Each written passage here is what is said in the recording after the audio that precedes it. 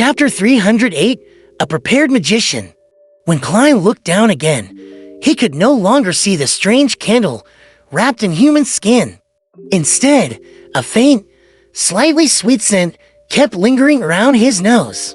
Ignoring the Bishop Utrovsky's body that was lying down in a pool of his own blood, he took out his matchbox and lit one matchstick. The blood on the ground disappeared as soon as the spark was produced, and the messy church hall became tidy once again. The gargantuan Utrovsky slowly got up, looked down at Klein, and said with a twisted face, "It actually didn't have any effect. It's no wonder that you dared to accept this task. However, this is your misfortune. I didn't actually want to kill you." As he spoke, the candlelight on both sides of the cathedral began to flicker visibly. The entire hall suddenly brightened, but it was mild and not blinding. It was as if the morning sun had just come in. The invisible spirit quickly vanished, and Klein, without a word, threw the match, flexed his cheeks, and simulated a sound. Bang! An invisible air bullet shot out and struck Bishop Utrovsky heavily in the chest, producing a resounding sound. However, the giant bishop had at some point equipped a set of silver armor that covered his entire body. It included gauntlets, breastplates, and a helmet. At that moment, a spiderweb-like crack appeared on the silver metal at his chest, but it didn't completely shatter. It even began to slowly recover. Bang! Bang! Klein produced a series of sounds, creating two air bullets that followed one after the other, sending them towards the enemy's chest in a bid to completely destroy the enemy's defenses with a continuous barrage of attacks. However, he saw that in Bishop Utrovsky's hand was a heavy, wide rapier, looking as if it was condensed from light.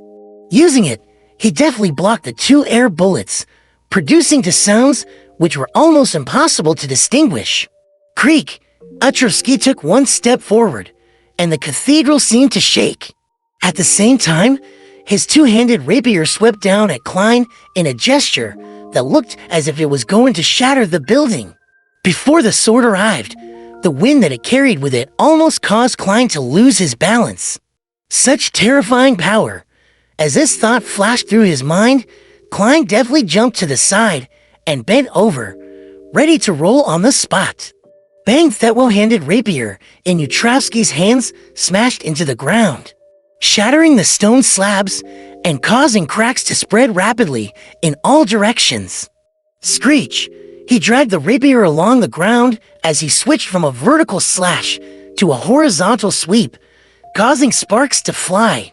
This move was meant for opponents who love to roll. Just as Klein was about to hit the ground, the image of himself being struck by the two-handed rapier appeared in his mind. He quickly swung his arms and reached out with his palms. He lightly pressed and once again leaped into the air. Whoosh! The resulting wind blew across the dust on the ground, and the terrifying rapier flattened the nearby pews. However, before Klein could counterattack, the giant bishop chained his attack without any pause. 1 strike, 2 strikes, 3 strikes, 5 strikes, 6 strikes, 7 strikes. Utrovsky seemed to possess extremely robust stamina. His unceasing, storm-like attacks lasted for dozens of seconds. He used the simplest of sword technique, slashing vertically, slashing diagonally, sweeping horizontally, thrusting forward, and bashing forward. Demonstrate what was the most effective and reasonable way to deal the most damage. And the range of the two-handed rapier reached a terrifying extent. Klein jumped, rolled, and ran. He didn't have the opportunity to use his powers and appeared rather pathetic. If it wasn't for the matches that he'd thrown ahead of time in different corners of the cathedral and how the candle on both sides of the altar had yet to be extinguished, allowing him to flash, he probably would have been slain by his enemy. As expected of a Beyonder job that's adept at combat, no mistakes, no weakness. Klein didn't panic because of this. Amidst his rolling and dodging, he constantly looked for any flaws that the enemy had, waiting for his attacks to reach a moderate stage. Finally, he discovered a problem with Utrovsky's sword techniques. The two-handed rapier was too long and too large, and it had an obvious flaw in close combat. With this thought flashing in his mind, Klein took advantage of the rapier's vertical slash to roll forward to the left. And then, with a push of his palm, he quickly rolled to the spot between Utrovsky's legs. As a half-giant who was over 2.2 meters tall, Utrovsky would have his legs spread apart from simply standing. His silver crotch was clearly visible. As soon as he rolled over, Klein's left hand reached into his pocket, pulled out a long piece of paper, and turned it into a sharp and hard cane. He then inserted it into the gap at the side of the enemy's crotch, stabbing into the body of the giant bishop. This would be a fatal blow. However, at this moment, his heart trembled. The image of a rapier stabbing down as boundless light, forming a terrifying storm, engulfed his entire body appeared in his mind. A trap. Utrovsky's trap. Klein didn't hesitate. He pressed his right hand down, jumped forward through the gap between the legs of the giant bishop's legs, and arrived behind him.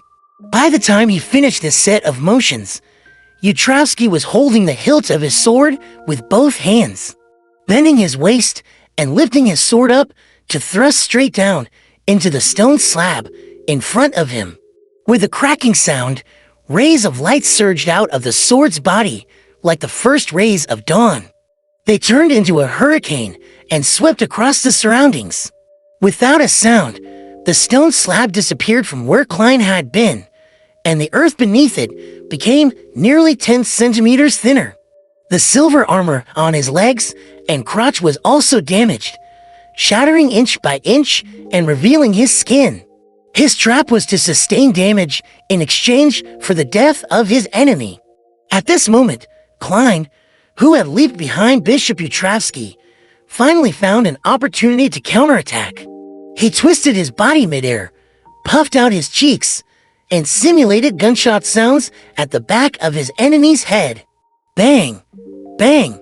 2 air bullets hit the back of Utrovsky's head in quick succession, shattering the silver metal in that area and then splitting it into pieces, exposing a completely unprotected area.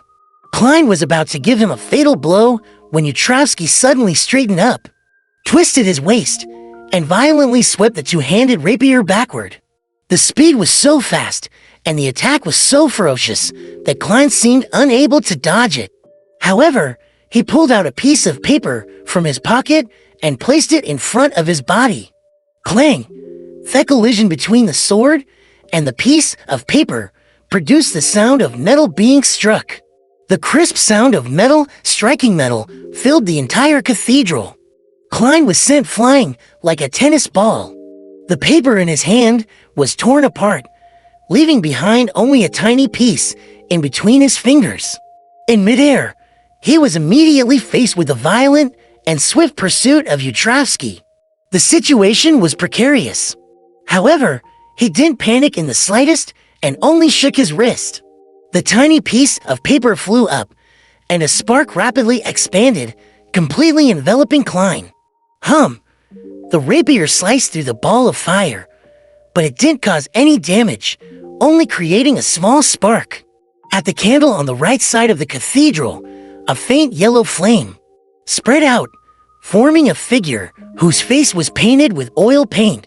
Klein reappeared and pulled out another long strip of paper from his pocket. With the flick of his wrist, the paper turned into a sturdy whip. The surface of the whip was even burning with scarlet flames. Klein lashed out at the giant bishop from a distance. However, his weapon quickly disintegrated under the attacks of the two-handed rapier. And that was precisely Klein's goal. With a snap of his fingers, he sent streaks of fire, flaring up from the ground, blocking Utrovsky and burning his unprotected legs. The Dawn armor's recovery was rather slow. As the tongues of fire leaped upwards, his legs were charred black, and a crimson color was seeping up his legs.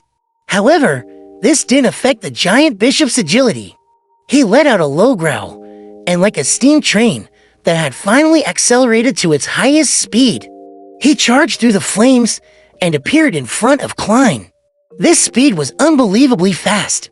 Soon after, the two-handed rapier in Yutrowski's hands cracked, turning into spots of light that swept forth in all directions. Almost instantly, Klein fell into a situation of certain death. The matches he kept on him were ignited, and an intense flame engulfed him. However, this wasn't as fast as a hurricane of light. Just as the scarlet-red flame appeared, it was immediately engulfed. Klein's body was torn asunder as it was reduced to shreds, but they ended up losing their thickness and turned into bits of paper. Behind Yutrowski, a column of scarlet-red flames flared, and Klein stepped out. He took out a matchbox from his other pocket and threw it at the enemy, as if to ignite all the remaining matches in one go and, through the restraints of the small space, create a reliable explosion.